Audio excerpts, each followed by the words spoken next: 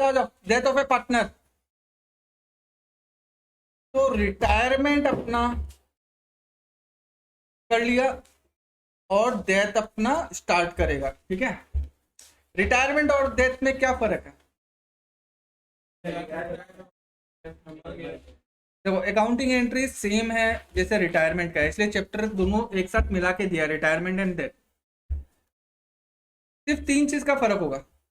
पहला, जो partnership firm में मान लो 3 पार्टनर है, रिटायरमेंट में एक पार्टनर छोड़ के जा रहा है, डेथ में भी एक पार्टनर जा रहा है, दोनों केस में सेम ही चीज है, जा रहा है, तो रह जाएगा 2 पार्टनर।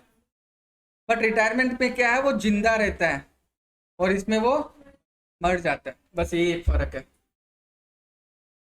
ठीक है। दूसरा फर्क ये है कि जो रिटायरमेंट होता है उसमें वो जो जिंदा है तो वो अपना कैपिटल लेके चला जाता है, कैपिटल उसको मिल जाता है कि नहीं है, प्लस उसको जो रिजर्व है, एक्यूमुलेटेड प्रॉफिट है, वो सब उसको मिल जाता है।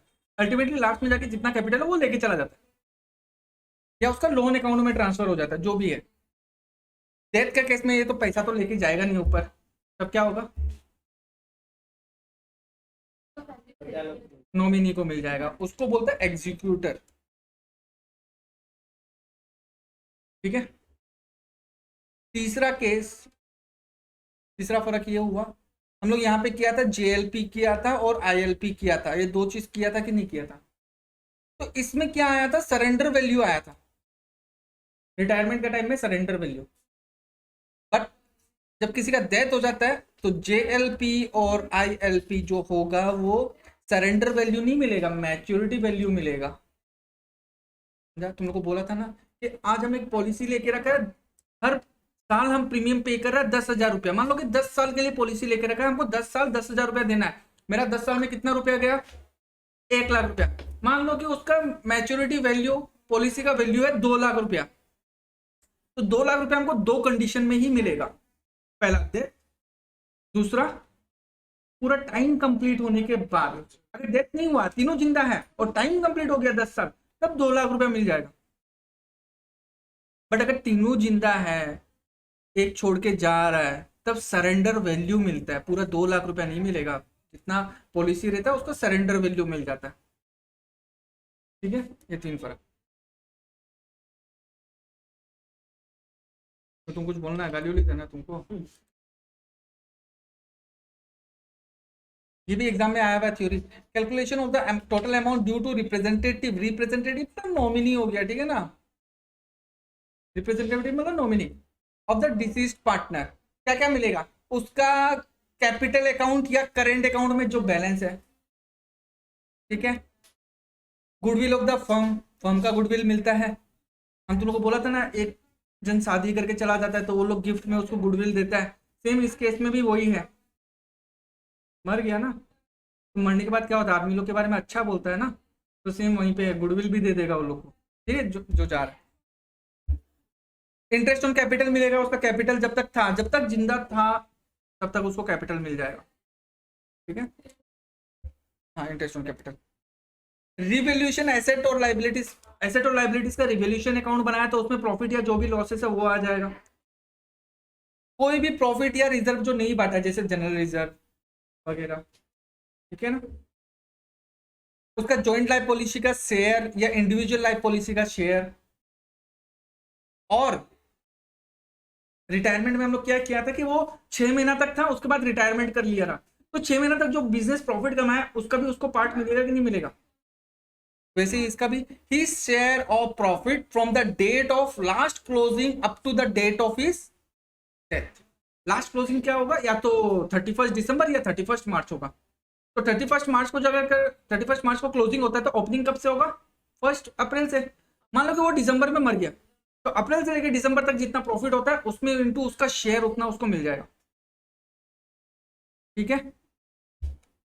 और अगर सैलरी कमीशन कुछ बोला है एग्रीमेंट के हिसाब से तो वो सब मिलेगा, क्वेश्चन में दिया हुआ रहेगा, ठीक है ना। ये सब जो चीज था मिलने का। अब डिडक्ट क्या क्या होगा, डेबिटेड मतलब डिडक्ट हो जाएगा कैपिटल अकाउंट से, तो अपना कैपिटल अकाउंट बनेगा, कैपिटल अकाउंट बनेगा ऊपर में। अभी जो जो चीज बनाया ना वो यहाँ पे आएगा, क्रेडिट साइड में आ जाएगा, अब ये सब चीज कहाँ आ जाएगा, डेबिट साइड में आ जाएगा, क्योंकि ये सब लेस होगा, कटेगा। क्या क्या, ड्रॉइंग्स, इंटरेस्ट ऑन ड्रॉइंग। ऊपर में क्या बोला था, प्रॉफिट ऑन डेवल्यूशन, तो लेस क्या हो जाएगा, लॉस ऑन डेवल्यूशन लेस हो जाएगा। गुडविल अगर कम हो जाता है बिजनेस का तो उसका भी शेयर कम हो जाएगा। कोई लॉसेस है, पीएल अकाउंट अगर एसेट साइड में आ रहा है तो इसका मतलब लॉस, तो वो लॉस भी उसका कैपिटल अकाउंट को कम कर देगा। अगर बिजनेस प्रॉफिट में जा रहा है तो प्रॉफिट मिलेगा, अगर लॉस में जा रहा है तो वो लॉस उसका माइनस हो जाएगा उसका कैपिटल अकाउंट से। ठीक है, और उसका कैपिटल अकाउंट या करेंट अकाउंट का डेबिट बैलेंस। ठीक है, और ये किसको ट्रांसफर होगा, उसका कैपिटल अकाउंट का, ये सब सारा एडजस्टमेंट करने के बाद, प्लस माइनस करने के बाद उसका कैपिटल अकाउंट में जितना उसको मिलना चाहिए वो किसको जाएगा, उसका एग्जीक्यूटर का अकाउंट में। ठीक है,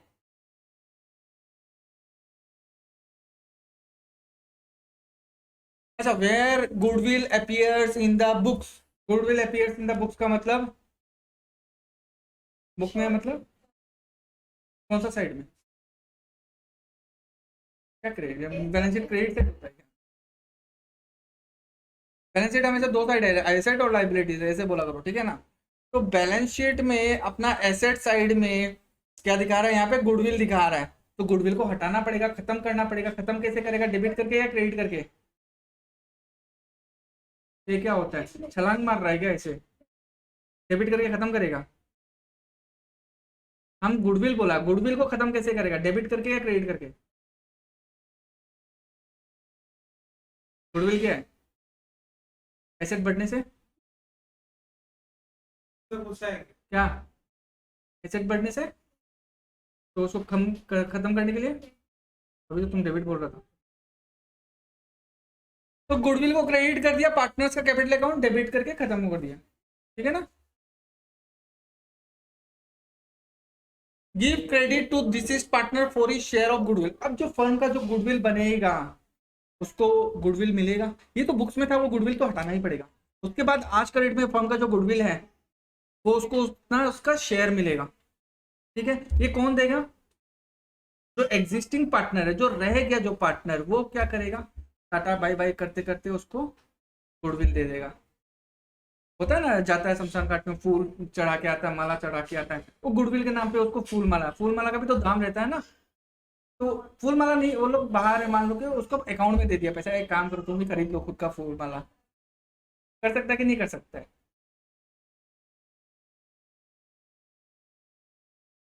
तो कंटिन्यूइंग पार्टनर या कैपिटल अकाउंट डेबिट हो जाएगा, कम कर दिया। जो एग्जिस्टिंग पार्टनर है, मान लो दो पार्टनर है ए और बी, सी क्या हो गया, भगवान के पास चला गया, गॉड के पास। ये लोग दोनों को दुख हुआ, इसका फैमिली में कोई नहीं है, तो क्या करेगा, वो लोग गुडविल के नाम पे इसको थोड़ा सा दे देगा। तो देगा, ठीक हो, सी को दे तो उसका बेटा को चला जाएगा, वाइफ को चला जाएगा, क्या कोई तो होगा। ठीक है, तो सी का जो भी रहेगा उसको दे देगा। ठीक है, मतलब उसका कैपिटल अकाउंट में चला जाएगा, सिंपल सा बात है, कैपिटल से फिर हमने उसका फैमिली मेंबर्स को चला गया। ठीक है, तो ए और बी किस रेशियो में देगा सी को, क्यों, गेनिंग रेशियो बोलो, क्योंकि जी सी छोड़ के जा रहा है तो ए और बी का फायदा हो रहा है कि नहीं हो रहा, वो लोग तो मन ही मन खुश कि सी को तो अब शेयर नहीं मिलेगा, उसका पैसा अब हम लोग के पास रहेगा, खुश होगा कि नहीं होगा? ठीक है, बट ये लोग गया मूवी देख के आया, ओ माय गॉड, या थोड़ा बहुत वो कोई अच्छा मूवी देख के आया तो मन में थोड़ा दया आ गया, इसलिए बोला चलो ठीक है, तुम अपना शेयर दे रहा है ना, हम लोग भी थोड़ा सा दान में तुमको कुछ दे देगा।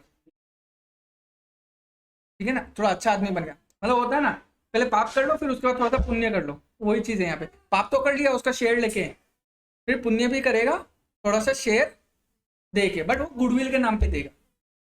ठीक है, अब अगर सी का शेयर ए को ज्यादा मिल रहा है तो ए ज्यादा देगा, सी का शेयर बी को कम मिल रहा है तो बी कम देगा, उसी रेशियो में गेनिंग रेशियो। गेनिंग रेशियो क्या रेशियो हो गया कि एक जन के जाने के बाद जो एग्जिस्टिंग पार्टनर है उसको, वो लोग को कितना प्रॉफिट, उसका कितना प्रॉफिट किस रेशियो में मिल रहा है, तो जिस रेशियो में मिल रहा है उसी रेशियो में दे देगा। ठीक है, तो वो लोग दोनों ए और बी देगा ना तो उसका कैपिटल अकाउंट डेबिट करके कम हो गया, कम हो जाएगा उसका कैपिटल अकाउंट, पैसा नहीं दे रहा है, कैपिटल के बीच में एडजस्टमेंट हो रहा है, ठीक है ना। और जो इसका डेथ हो गया उसका कैपिटल अकाउंट क्रेडिट करके बढ़ा दिया, ठीक है। अगर गुडविल बुक्स में नहीं है तो ये वाला तो एंट्री आएगा ही नहीं, ये वाला एंट्री नहीं आएगा, गुडविल बुक्स में नहीं है तो, बट ये वाला ये एंट्री सेम वापस से आ जाएगा, ठीक है ना। ये वाला दोनों कंडीशन हो सकता है, ऊपर वाला भी नीचे वाला भी।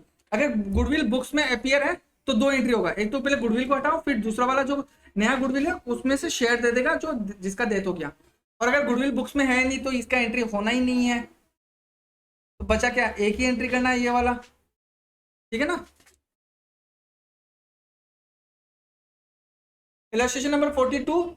Tandeer, Tara, Ravi are partners in the firm sharing profit in the ratio 2:1:2. Tandeer died and the new profit sharing ratio between Tara and Ravi is 4:11. अच्छा, यहाँ पे नया रेशियो भी दिया है, ओल्ड रेशियो भी दिया है, तो जो नया रेशियो है वो ओल्ड रेशियो के बराबर है क्या? तो किसका डेथ हो गया? चंदेर का। चंदेर मतलब ये 2 वाला डेथ हो गया। अगर रेशियो यहाँ पे 4:11 की जगह 1:2 होता ना तो वही सेम रेशियो ही हो जाता गेनिंग रेशियो, बट यहाँ पे तो चेंज हो गया ना, नया रेशियो अलग है, तब क्या हो जाएगा गेनिंग रेशियो अपने को, क्या है गेनिंग रेशियो का फॉर्मूला परमजीत? तो गेनिंग रेशियो, अच्छा तुम लोग को याद रहता है कि गेनिंग रेशियो और न्यू माइनस ओल्ड या sacrificing ratio old minus new, याद रहता है? हाँ, कॉन्सेप्ट समझ में नहीं आया क्या? तो गेनिंग रेशियो क्या होता है ना, गेनिंग में वर्ड क्या है, गेन। गेन मतलब फायदा। अच्छा, फायदा कब होगा? जब 3 पार्टनर है और एक छोड़ के चला गया, तो ये दोनों को फायदा हुआ कि नहीं हुआ? तो एक चीज ध्यान रखो, पहले जो रेशियो था, पहले क्या रेशियो था, ओल्ड रेशियो था। अब ये छोड़ के चला जाएगा तो क्या हो जाएगा, न्यू रेशियो ए और बी के बीच में। तो कौन सा ज्यादा होगा, ओल्ड रेशियो ज्यादा होगा कि न्यू रेशियो ज्यादा होगा? हाँ हाँ, क्योंकि एक जन के जाने के बाद इसका शेयर इसको मिला, इसका शेयर इसको मिला, तो वैसा बात है न्यू रेशियो ज्यादा हुआ और ओल्ड रेशियो तो कम हुआ, इसलिए गेनिंग रेशियो हो गया। जो ज्यादा रहता है उसको कमती वाला से माइनस करता है, इसलिए न्यू माइनस ओल्ड हो जाएगा। बट सेक्रीफाइसिंग रेशियो में क्या था, सेक्रीफाइसिंग रेशियो क्या था, सेक्रीफाइस कर रहा है। अब पहले 2 पार्टनर था तो ये हो गया ओल्ड रेशियो, अब एक और पार्टनर आ गया, ए बी सी भी आ गया, तो ये क्या हो जाएगा, न्यू रेशियो हो गया। अच्छा, पहले ए और बी को ज्यादा मिल रहा था, क्या मिल रहा है, क्योंकि एक नया पार्टनर आ गया, तो जो ज्यादा है माइनस कम, ठीक है। ये होता है एडमिशन में ही, और गेनिंग रेशियो हो गया रिटायरमेंट और डेथ। निकाल लेगा गेनिंग रेशियो 1:5, ठीक है ना। लिख दिया, न्यू माइनस ओल्ड कर लेना, एलसीएम लेके आ जाएगा। गुडविल कितना है फर्म का, ठीक है। अच्छा, जा रहा कौन है, संदेश जा रहा, CTR, 3 पार्टनर है ना, क्या रेशियो है, 2:1:2। टोटल कितना हुआ, जा कौन रहा है, 5/2। संदेश जा रहा है, उसका रेशियो कितना है, 2/5। अच्छा, फर्म का गुडविल कितना है, इंटू 90,000 मल्टीप्लाई कर दो, कितना टाइम्स गया, 18,000 इंटू 2, इसको मिलेगा 36,000 मिलेगा। सी को 36,000 कौन देगा, सी और आर। अब किस रेशियो में देगा, कितना निकला था, 1:5 निकला था गेनिंग रेशियो, ठीक है ना। तो गेनिंग रेशियो कितना निकला, 1:5।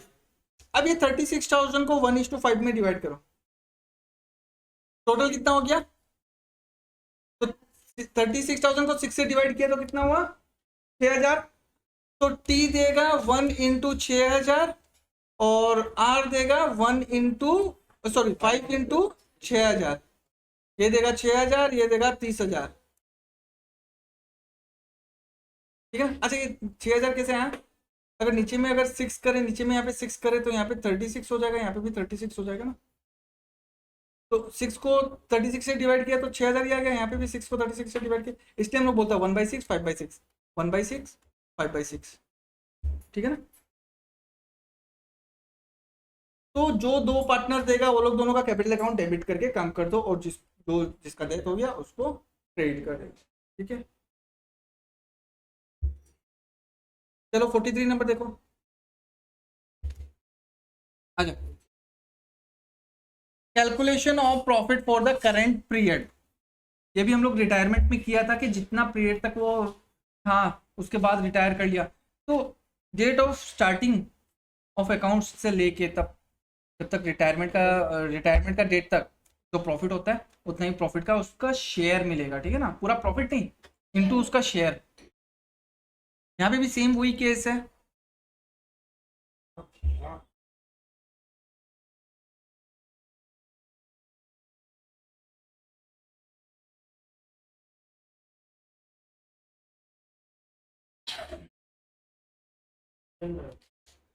तो where the profit sharing ratio of the continuing partners remain same.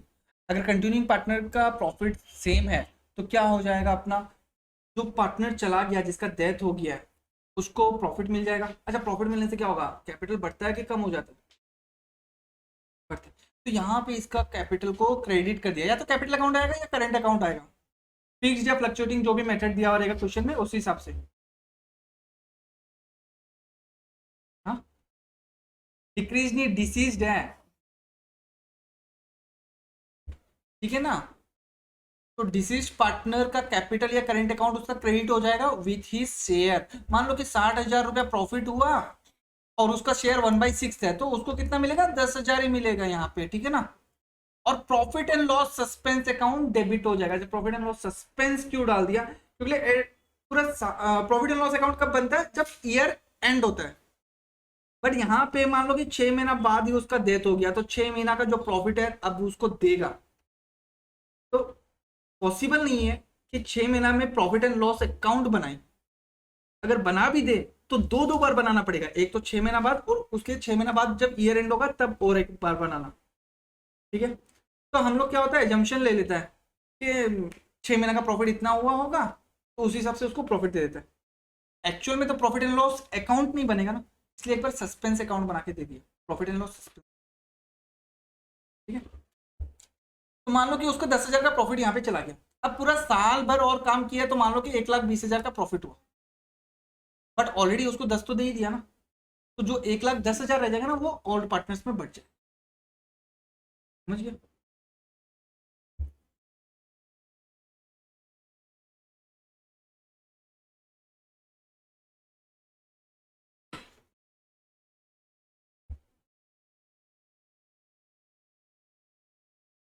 ये केस तब था जब कंटिन्यूइंग पार्टनर्स का प्रॉफिट शेयरिंग रेशियो सेम है। जैसे मान लो डेथ होने के बाद, जैसे मान लो ए बी सी है, 2:3:2 है, बी चला गया, अब नया रेशियो 2:2 हो गया।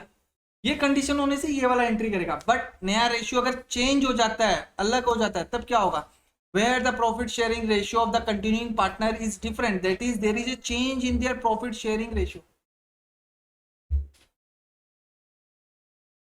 इसमें क्या हुआ ना, अगर बी का डेथ हो गया तो ए और बी तो पहले भी दो दो ही ले रहा था, अभी भी दो दो ही ले रहा है, ठीक है। तो इसलिए जो 1,20,000 में से 10,000 तो इसको दे दिया, तो बचा कितना, 1,10,000, तो ये लोग दोनों दो दो में बांट लेगा, आधा आधा। बट अगर ये रेशियो चेंज हो जाए, 3:5 हो जाए, तब क्या हो जाएगा, पहले तो इतना मिल रहा था, अब क्या हो जाएगा, चेंज होने के बाद इतना हो जाएगा। अच्छा, 6 महीना तक उसको प्रॉफिट ये रेशियो था 2:2, अब उसका डेथ हो गया 6 महीना बाद, तो 6 महीना के बाद से प्रॉफिट क्या रेशियो में आएगा, तो 6 6 महीना में चेंज हो गया ना। इस केस में क्या होगा, यहाँ पे कंटिन्यूइंग पार्टनर या कैपिटल अकाउंट या करंट अकाउंट गेनिंग रेशियो में उन लोग का डेबिट हो जाएगा,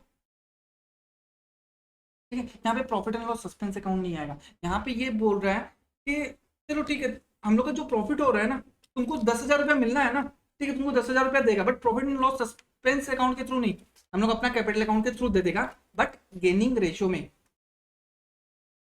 ठीक है ना। यहाँ पे तो गेनिंग रेशियो निकल जाएगा ना, क्योंकि ओल्ड रेशियो भी दिया हुआ है, नया रेशियो भी दिया हुआ है, गेनिंग रेशियो निकल जाएगा, निकलेगा नहीं निकलेगा।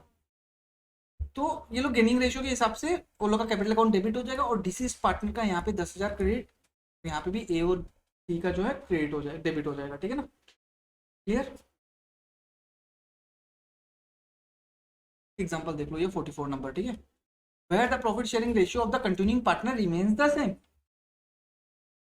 ए बी सी तीन पार्टनर है, प्रॉफिट शेयरिंग रेशियो 2:2:1 है। चंदन डाइट, चंदन कौन सा, ये सी, ये एक वाला डाइट हो गया, ठीक है ना। His share of profit for the from the closure of the last accounting year till the date of his death was to be calculated on the basis of average of 4 completed years profit before death।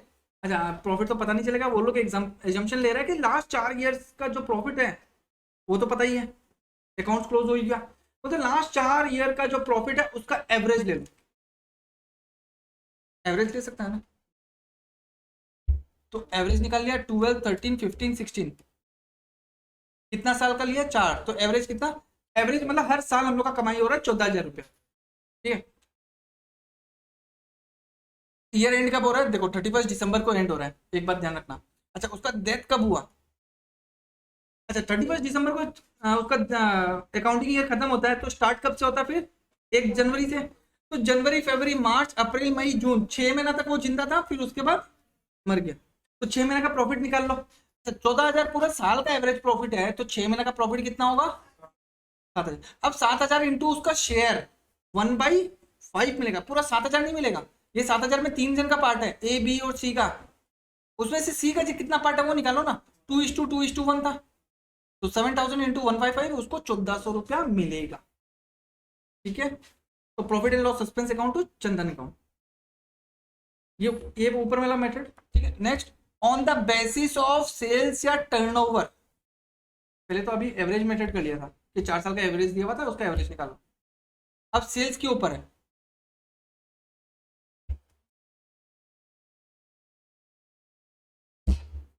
Hello,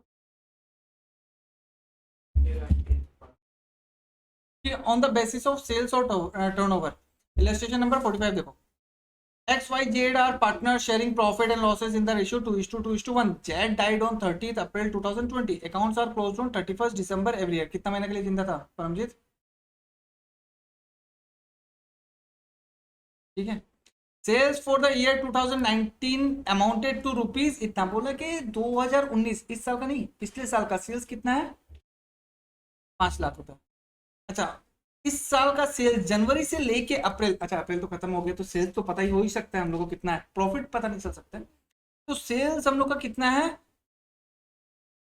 1.5 lakh रुपए, ठीक है ना। और 2019 का profit कितना है, अच्छा एक बात बताओ, अगर 5 लाख का सेल्स करता है तो अपना प्रॉफिट होता है 50,000, अगर हम लोग सेल्स करते हैं 1,50,000 का, तो प्रॉफिट भी तो निकल सकता है ना, निकल सकता है कि नहीं निकल सकता है, मेहुल? अगर 5 लाख का सेल्स है, हम लोग प्रॉफिट सेल्स करके हम लोग प्रॉफिट कमा रहे हैं कितना, 50,000, तो 1.5 लाख का सेल्स करके प्रॉफिट कितना कमाएगा इसी हिसाब से,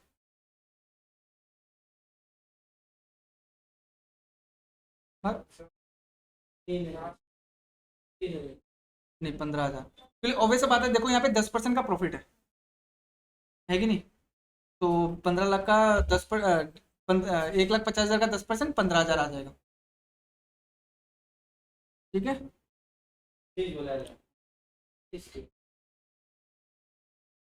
calculate Z share in the current year's profit, ठीक है। तो where the sales is 5 lakh, profit is इतना, वेयर द सेल्स इज, अच्छा ये क्या हो जाएगा, नीचे आ जाएगा, इस तरफ नीचे आ जाएगा, ठीक है ना।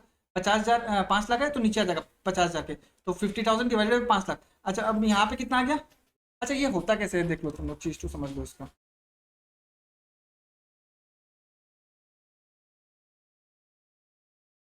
सेल्स, प्रॉफिट, सेल्स है 5 लाख रुपया, तो प्रॉफिट कितना होगा 50,000, अगर सेल्स 1 रुपया हो रहा है तो प्रॉफिट ज्यादा होगा कि कम होगा परमजीत,